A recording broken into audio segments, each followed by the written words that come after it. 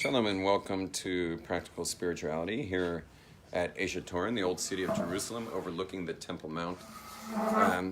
Even though we're talking about altered states of consciousness this week, I just want to mention an interesting proof of God, and that is that when you take God out of the picture, which a lot of people like to do these days, especially intellectuals online, who are boneheads anyway, as we discussed last week, because these great geniuses, you know what their claim to fame is? Poking holes in childish Christian theology. Gee, what a genius. I mean, you don't need a brain to poke holes in Christian theology. And the class last week was about how sad it is that Jews because they love to be secular based on those geniuses poking holes in Christian theology. Now, every secular society needs atheists to rely on for their lifestyle, because human beings are moral beings, and we need something to back up our life. Did I say moral beings? Sorry. Human beings are philosophical beings. We are philosophical by nature, and we need some kind of underpinnings, to some philosophical foundational underpinnings for our lifestyle. We can't live with ourselves unless we have a philosophy to back it up. We just all got to have that. So if you want to live a very secular lifestyle, you got to get rid of God. And so to get rid of God would be if you're into Christian theology, it's really easy to get rid of God, like really easy. You don't have to be smart for that. But if you're into Jewish theology, you're never going to be able to get rid of God. And let's say the biggest genius on the entire planet today would have to spend I don't know how long before you could even have the discussion with a Talmud Chacham. To have the actual discussions that they like to debate people on online. The debates they have with ministers and whomever, and they make these ministers look like idiots. To have that same debate, he would have to study. Already having gotten a degree in psychology or in physiology actually, and perhaps anthropology and theoretical physics and religious studies and philosophy. He would need all those degrees, then a couple years of study to get into it with a Talmud Chacham, to get to the point where they could get anywhere close to disproving the existence of God. And of course would fail miserably, and that guy would wind up with some of these babies by the time he was done, the atheist. So it really bothers me that Jews like to hang their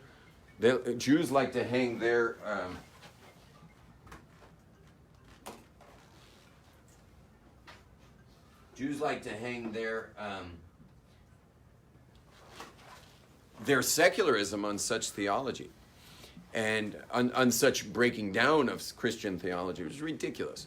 But here's a really interesting thing, is that when you get rid of God, so life goes meaningless really quick. It goes meaningless really quick, because then you're just a bag of bones. And all that you can offer is all that your life's worth. Meaning your being means nothing now. It's only your doing. It's only your doing that means anything. And by the way, there's a lot of people who get confused with that anyway. Some people actually believe their worth is only from doing, which is a sorry task, and it's never going to be enough. You be ready to look old early if that's your life. If you think your self-worth's going to come from all the things you do, as opposed to who you are in your internal soul structure of being part of the infinite, but if you think it's what you do that's going to make you worth something, well, get ready to look old young. You know why? Because you're going to have to do, and you're going to have to do, and you're going to have to do, and you're going to have to do, and after a while there's going to be doo-doo everywhere. Because how can you do without a power source? I can't keep running this phone without the wall powering the phone. I can't drive my car without an engine pushing it with the gas filling the engine.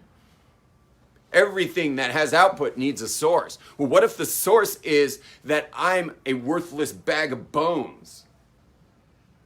And so I better do.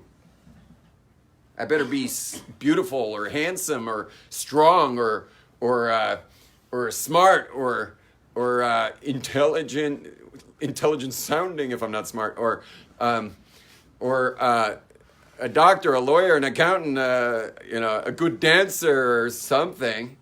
I got to do something. But what's the source of all the output? Then I'm a worthless piece of scrap without the S, unless I do. It's exactly what was written on the gates of Auschwitz. So I guess most of society lives in Auschwitz. Because the gates of Auschwitz said Arbeiten macht frei, said work makes free. And so you got a whole entire massive society. Western stuff we're talking about, but the West is expansive, as Noah did give that blessing to Japhet, which means Yofi and expansion, external beauty and expansion. He gave the blessing to expand. Well, they're expansive. So every country, even Indians, are very Western today, unless they're focusing on India's original traditions.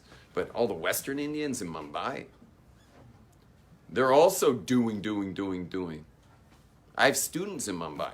Hi, by the way, if you're watching from Mumbai. And I'm sorry I didn't answer your call to my dear student there. He called me the other day. And I was in the middle of a meeting. It doesn't make you free. It doesn't make you free.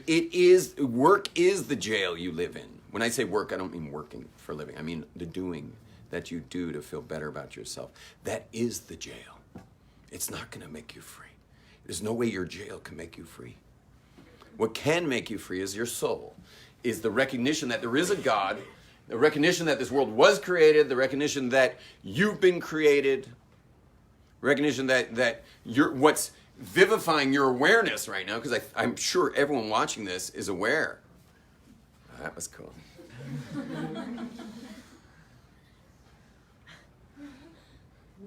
I'm sure everyone watching this is aware that you're aware. Are you aware that you're aware in here? Are you guys aware that you're aware in here? Yeah. Well, what's that? What's that awareness? Because you're aware you're aware. And as long as you can be aware that you're aware, well, that's pretty amazing, because good luck finding that on a MRI. Awareness doesn't show up on an MRI. I've been listening to some cool stuff lately, really interesting, that think about it, your whole experience of this room is just your experience of the room, right? Now, I know there's a room, but your experience of the room is the experience of the room, right? So it's only your awareness of the room that there's a room. If we weren't aware if there was a room, there was not a room. Logic would say that, but it's not true. There is a room. Whether you're here or not, there's still a room. But think about it. Your whole life has just been your awareness of whatever's happening around you.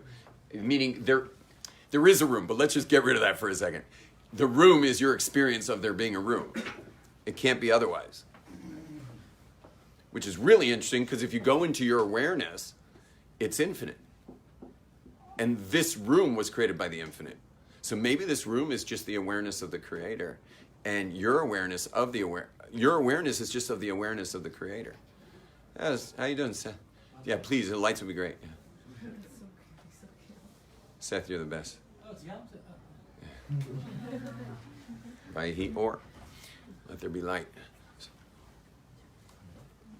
Can I back that up again? The last 2 days were about altered states of consciousness. Today is altered states of consciousness. Do you have some cocaine for us?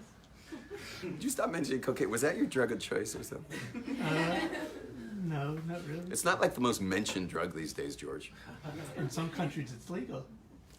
It should be legal in all countries, George. Only legal Governments should not be in charge of what goes in our bodies.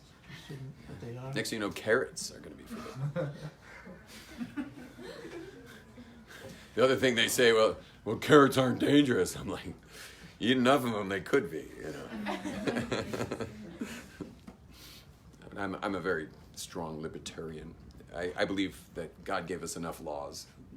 You know, and if you're keeping those laws, you probably have enough wisdom not to put cocaine in your body. You don't need the government adding to that, you know, and making people really rich by selling it. You know how much that stuff goes for a gram? I mean, how much is? It depends on which country, but I don't even know how much Israel would be. Anyone know how much gram of cocaine is in Israel? Yeah. $150. No way. Oh, and it's garbage. That's not me. Can you imagine? Can you imagine? It's like enough powder that you'd put in, like, less than a teaspoon probably of coffee is that, right? Would you say one of those little teaspoons of coffee is a gram? That's more than a gram. That's more than a gram. For $150. Can you imagine if coffee cost that much? This was an ingredient in Coca-Cola. Where do you think Coca-Cola got its name? Because they had cocaine in it from the cocoa plant. The people in Colombia chew on that stuff all day while they work the coffee beans fields. Coffee beans fields. But Western governments like the USA and all the other fools make it illegal so someone can sell for $150 a gram. And then with machine guns all over his house and stuff. And then putting people in jail, losing their freedom for selling a completely natural product that God put in creation for anesthesia, for I don't know what the Colombians get out of chewing on it, but I imagine they stay awake. It's a hard. Imagine they don't fall asleep while they're chewing on it. But it keeps you awake. It's like caffeine in small doses. It's like caffeine in small doses. Colombian coffee. I mean, like, who made this into something worth having besides the government's making them illegal and exciting? You understand what I mean? Like, so, and if anyone wants to argue with me on the war on drugs, I'm going to win. But feel free to speak up about it. I love people. How is meth? And the war on drugs seems to hate people because a couple 100,000 Mexicans have died and or disappeared. They're gone. Just over the war on drugs. And a lot more people have died in the war on drugs than would have died had people actually learned to use their muscles properly. Meaning the muscle of saying no to things. Like, Joe, that's the problem. so making it illegal helps? I have plenty of friends that were on heroin, and the only thing that saved them is that they were arrested or died. Well, that's one way to be saved. There's a certain amount of people are going to die on heroin, with or without it being illegal, and arresting them is not very helpful. Okay, I work in drug addiction, and meaning rehab, and them getting arrested didn't cure them of a heroin addiction. It could be they couldn't get heroin in jail, and it could be they could. You need that rock bottom, right? So welcome to prison is the rock bottom. I just met a guy who had heroin, and I guess they need water to mix it with. He said he got so bad that he used toilet water for the syringe. Whoa. I mean, these people, that's out there. You know, you got to be like really gone on that. So do you need, is anyone after hearing that need that to be illegal for you not to do it? No, no one in this room needs that to be illegal. If you could go to those, if you could go that far, it doesn't need laws. Okay? It just doesn't need laws, and certain people are such big idiots that the laws aren't going to help them anyway. So just drop personal freedoms like what you put in your body from the law list and save lives. A lot of people are going to spend the rest of their lives without their children all over the world because of deaths from the war on drugs. And you know what the Mexican president said? The new Mexican president? You guys hear what his platform was? Drugs, everybody. No more war on drugs, just like Rabbi Yom Tov. Gee, maybe we're friends.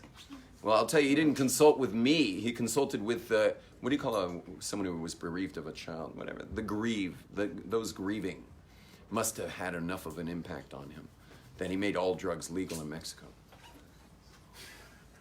But, but it's not going to help much if they don't make the same in the U.S. and Canada, because people will still try to get them in from through there, and it'll help, but it won't help much. Anyway, thanks for nothing. Overreaching government power. Thanks for nothing. Yeah. And by the way, if it was forbidden, the Torah would have made it forbidden. Torah knows what's permitted. Torah knows what's forbidden. Torah would have made that forbidden. And it's enough that Torah made forbidden anything that would harm your body. I.e. heroin. Right. So it is forbidden. forbidden, but it's because it would harm your body, not because it's some law, that arbitrary law. For sure it's forbidden, except in a case of surgery, at which point we all need heroin. You know, no, that's heroin. Surgery, they give you heroin. Morphine. Yeah. Okay, but it's no, it's a derivative, of course. Most heroin addicts were actually prescribed it with surgeries, and that's how they got stuck into it. Mm-hmm. But there's other substances. I know someone used just for- got out of rehab from surgery. He's been in rehab from what was prescribed to him. Yeah. Yeah. Yeah, you got to be really careful. Anyone ever gets surgery, you got to be really careful to ramp down off the medicine over 10 days max. No matter what the surgery is, 10 days max. And cannabis is really good for the ramp down, and it's non-addictive, at least physically. And so it doesn't necessarily get rid of pain, but it causes your mind to go to somewhere other than the pain, and makes you giggle a lot and have funny ideas. Yes. No, exactly. There's another substance that could do just as good, but they specifically use that because it's so addictive for population control. He's going conspiracy theory on addiction, population control. I think 70% of heroin addicts started off getting it prescribed. Mm. It's that high. Wow, that's interesting. Yeah, you want to say something? So if you were president, you would make all drugs legal, and you think that would help the problem? Well, it's no longer, there's no more drug trade. Yeah, but then we'll have people who never thought about going on drugs start to go on drugs. Wouldn't you have that? Slicha.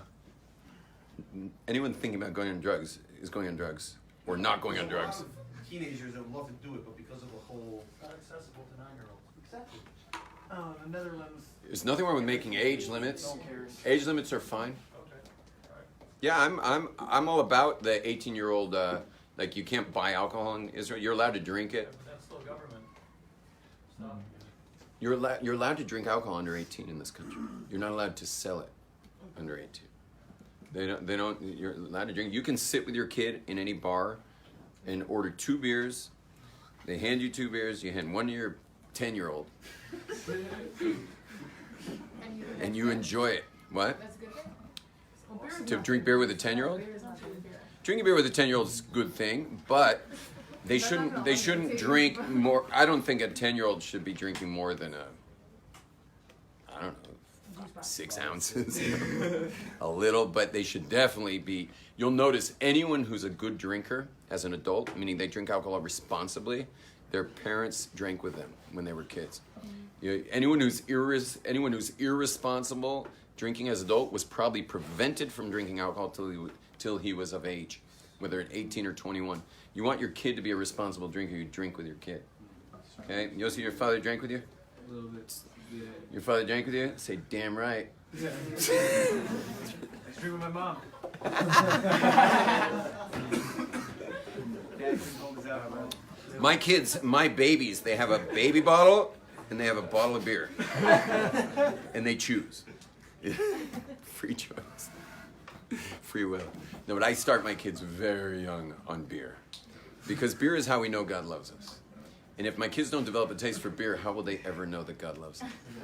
Vodka. Vodka. Vodka's rubbing alcohol.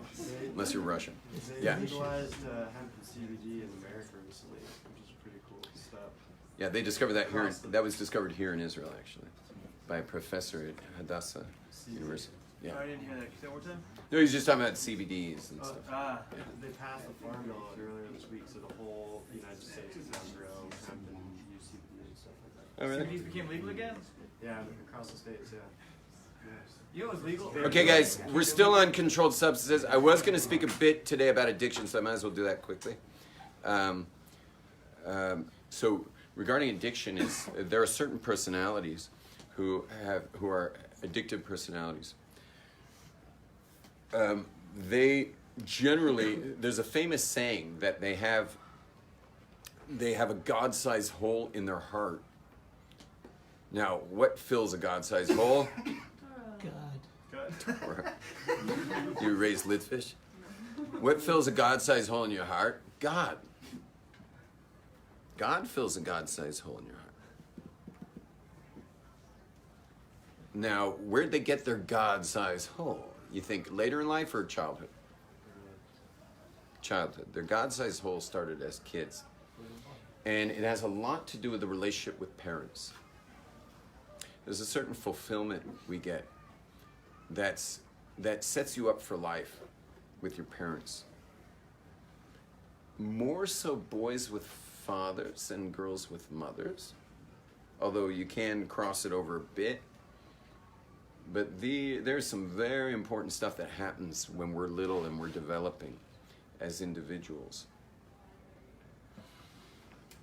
Someone who has a God-sized hole in their heart but doesn't have God, so they're going to spend a lot of time filling that thing, and it doesn't fill so easily because it's a God-sized hole.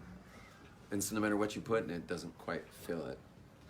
Now, believe it or not, they're not actually trying to fill, you're probably all thinking that they fill the God-sized hole with drugs. No. They fill the God-sized hole with anything they can. I mean, they're playing there's no name for the game where the kid's trying to stick pegs into the round peg and the round hole and the square peg and the square. They're just trying to stick anything they can in there. And depending on the pain of their upbringing, the pain they went through, and the gaping hole of interrelationship amongst the key people in their lives as children, according to that hole, will be how much they pursue filling it. So someone who has a really big hole is going to pursue it a lot. And someone whose hole, meaning someone who was raised with more constant care, constant love, is going to need to fill that hole less, if not at all. If not at all. And there are actually situations that you get where there are people the love was so powerful in their home that they lack motivation for a lot of the stuff that regular Westerners are motivated for. Because Westerners are, it's kind of a workaholic type system, more or less. And, the work makes free thing. And therefore the kid has a heavy competition with his father's work. Like my upbringing, I had a lot of competition with my father's work. A lot of competition. What? What's your father's work? He manufactured sportswear, specifically surfwear, and he was traveling all over the world. I mean, he was manufacturing all over the planet, and that was a lot of competition. His work was a lot of competition for me. Why? Well, just he had to be places, and he had to come home, late, and he was really into sports, so I had to compete with the sports. So then you decided to have a love for surfing. Fulfilled that hole with a lot of different stuff, and my hole was probably bigger than most people's, and therefore I pushed the limits further. I was highly motivated. I partied really hard, but I would leave a party early if the waves were big, just to get out there the next day, so I'd be in top condition for, because when you try to surf with 3 hours sleep and you went to bed drunk, it's not going to be worth it. I mean, it's not going to be worth it to stay at the party. Better go home, go to sleep somewhat sober, for the surfing the next day. Anyway, but if one of the reasons why I've achieved a lot of the things that I achieved at very young ages, I mean, I basically had done everything I've done in my adult life by the time I was 13. And really everything. And I was already, I was teaching myself how to race cars, and I was already racing by the time I was 14.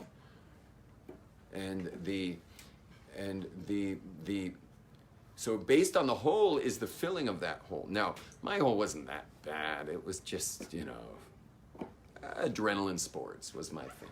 Adrenaline sports. Surfing, mountain biking, racing cars. You raced cars, like toy cars at 14? No, street racing. I was a street racer, not drag. I lived Driving at 14? Yeah, I started at 12. Yeah. And I think the biggest accident I ever had in my life was when I was 15. Which meant when you're 15, you're not licensed, so you don't get to hang around until the emergency vehicles come. You have to actually run. That was some night. What a night that was! Oh my gosh! And there were other people in the car too, but they ran a different direction. So I definitely ran the wrong way. You know, it was quite a journey. I'm not going to tell you the whole journey, what I had to do to get home. Just imagine that 15-year-old kid with sirens in the night and searchlights and running across lawns till the car drives by, and then jumping over the fence and running across that lawn until the cop drives by, all the way to my house. Like, it was not pretty. So I get to my house. I'm just about to go into my bed, into my bedroom, when the phone rings at 4 a.m. I'm like, uh-oh. So in the old days, we had these phones with little lights for each line. So you wait till the light goes on, and then you pick up the phone. So then you understand. I want to answer when my parents answer, so you don't hear a click. So I saw the light go on. I pick it up. It's my groggy mom saying, "What is it?"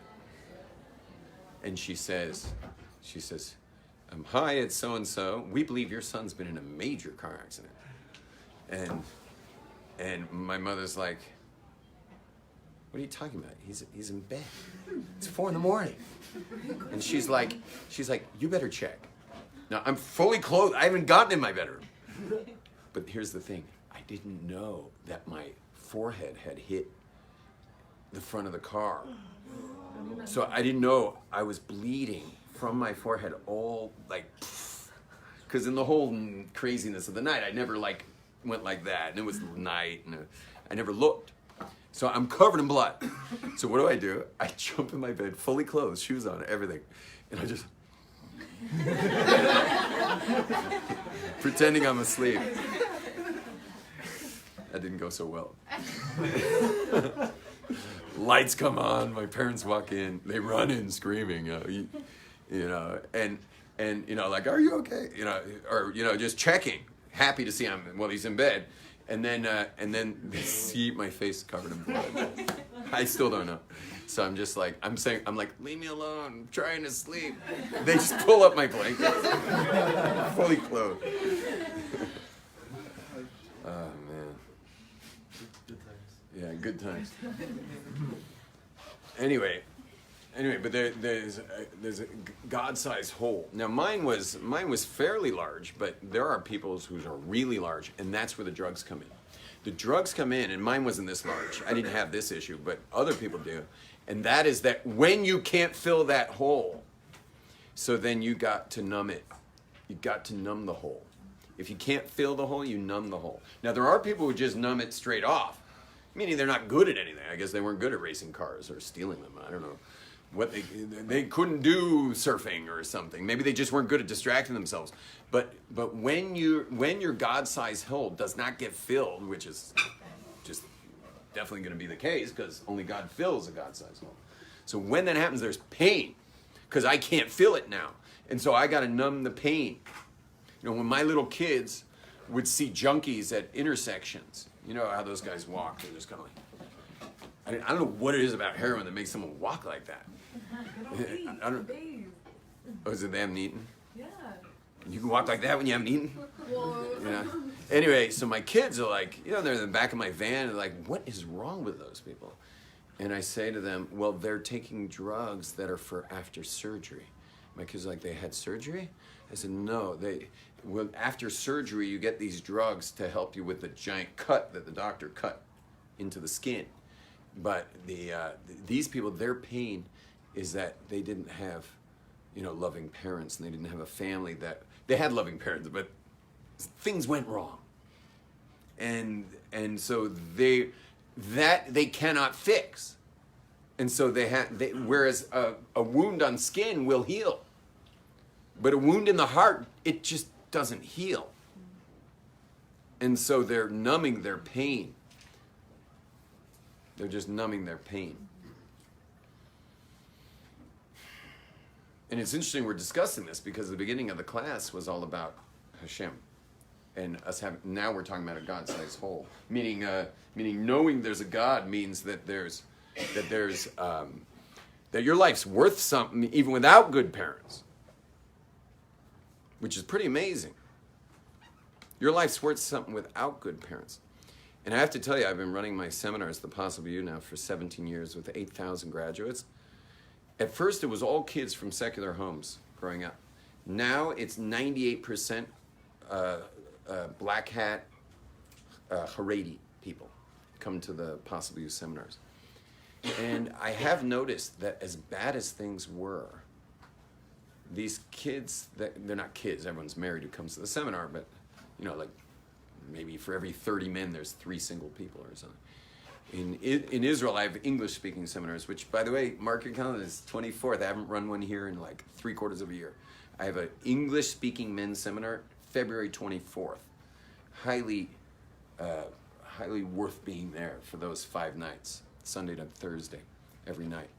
Anyway, but the people who were raised with God in their lives, even with the most horrific family situations, were so much better off. So much better off. And very, very little addiction issues going on there. Whereas their secular counterparts had big addiction issues with the same horrific family situations. The addiction issues were different because the ones with the black hats had the God awareness. They have the God relationship. Their God-sized hole has God in it. And for everyone who wasn't raised observant, so we've got a lot of work to do to develop that depth of relationship with God, so that our hole's being filled by God. And this is why you guys can check this out yourselves. You know, I had a teenage girl ask for a meeting with me once. She was 14. And we meet, and she tells me she wants to be a rock star. This is a Hasidic girl. She wants to be a rock star, and her parents won't let her. Can't imagine why. So, you know, and here I am with this situation, and you know what I did? I had a brilliant idea out of nowhere. I Googled rock star life expectancy of rock stars, and what happened was a website came. It was the perfect website. I picked the right one. A lot lined up, but I picked the right one. You know what it was? It was the name of the rock star since the 1950s, all the way to 2018. It had a list of all the names of the rock stars. It had their birth date, their death date, and then the amount of years they lived. And almost no one made it past 40. And we were scrolling and scrolling and scrolling. It's a giant list, shockingly giant, because we think of big names like Michael Jackson or big names like, who was that lady from England? She was like Amy Winehouse? No. Amy Whorehouse or something. and anyway, it was a long list of people. Anyway, I didn't even get to talk to the girl. We finished the list. She looks at me and she says, I don't want to be a rock star. And I'm like, great. And she went on to become like this Rebbitzin. I mean, she's like a real Rebbitzin. And that was just perfect. This meeting ended in like 15 minutes. And she went on to be a Jewish, you know, star of God and a star of David. And she's amazing. This amazing Hasidic girl. And anyway, by the way, her voice is magical. And so she's a voiceover professional and sings on, you know, like birthdays and stuff, you know, like when a family wants to do something special for an engagement or something, that's the work she does. Let me know if you need. I know who she is. So, I mean, there's no singer like her in Israel. I mean, she's just really incredible. If you're wondering who she is, you'll have to speak to me privately. Anyway. No, I wouldn't. I would only get in touch with her, let her reveal her identity. Anyway, I think we're all getting the point here is that addiction is fulfilling something that can only be fulfilled via our relationship with God, and we all have this. We're all in a way that person, and so may we all have that state of being, that soul state, be where we generate from. Now, I started the class, we're going to end with this line. I started the class with, when we're generating from garbage. So you get exhausted and you get old young. I don't know if you got that. You get old young when you have to do. And you're not generating from anywhere except garbage. So you're going to get exhausted and you're going to look old young. One more thing. Because this is the last line for me. You're going to look old young. But when you generate from the core of being a soul from God, and then you do, I'm not saying not to do. We all got to do. You're going to have to feed your families. You're going to be doing a lot. But when you do, generating from soul, what's the source of your doing? The answer is Hashem, because what's the source of your soul? The source of your soul is God. You and God are this one awareness. Your awareness and God creating awareness around us is one thing. So when your source of power, of your doing, is coming from an infinite source, you look young old. You look young old because it's not you doing. You are this being that's part of infinity. It's part of the infinite God. And then you now go move your bag of bones around to make a cake or make a living or whatever you do with your body. You're going to use power, but the power is not your power. The power is an infinite power. And as long as you got an infinite power source, you're going to be fresh till the day you die. And that's why we say that Od Yunuvum Beseva. When we say Tzaddik Katamar, David HaMelech says, Od Yunuvum Beseva, they will be fresh. Beseva, when they'll be Sabim, they'll be grandparents, Saba. Od Yunuvum Beseva. You'll be fresh as a Safta, as a Saba. You'll be fresh because the source of all the doing was an infinite being that's powering all you're doing via your soul, which vivifies your body. Say it quick. No, yeah. Shalom, everyone. Atzlacha. Please feel free to join the club. We've got a Got Your Back club where you can join the club, the social media club of all my teaching, or your teaching. Shalom. Hi, do you have time?